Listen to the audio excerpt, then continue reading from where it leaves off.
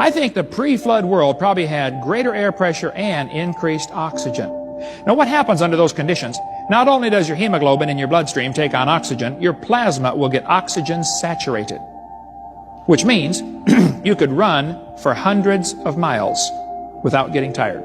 I think, though, before the flood came, things were a lot different. That increased air pressure would sure make you heal up faster. How many of you remember baby Jessica that fell into the well in Texas? She was 18 months old, her left leg slipped down the pipe, her right leg came up behind her, and she slid down 20 feet inside an 8-inch steel pipe. She was down there for 2.5 days. They tore up the neighborhood getting that kid out of that well. I mean, it was an amazing rescue. Got to really praise those guys for the work they did. When they got her out, lots of her body had turned black from lack of circulation. Her right leg was totally black. It had been twisted around behind her, stuck in her face from behind for 2.5 days. One doctor said, we got to cut her right leg off immediately. The other doctor said, hey, before we start cutting stuff off, let's put her in a hyperbaric oxygen chamber.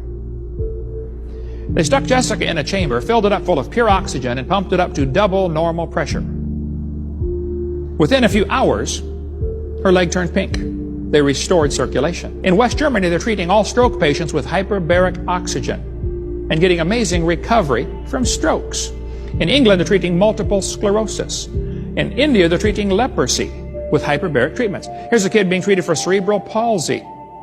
They're finding now if they give people more oxygen during surgery, only half as many get nauseated and only half as many have infections afterwards.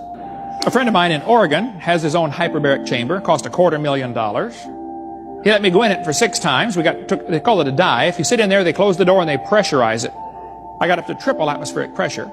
After about an hour in there, all your plasma is saturated with oxygen.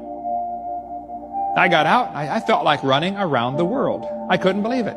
Felt like I was 19 years old again. Like, man, let's go jog someplace.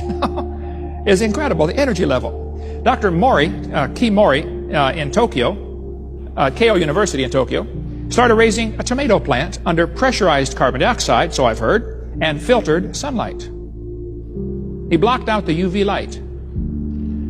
His tomato plant grew a little faster than normal, and it kept growing and growing and growing. And they said, wow, this thing's getting bigger. After 2 years, it had produced 900 tomatoes and was 16 feet tall.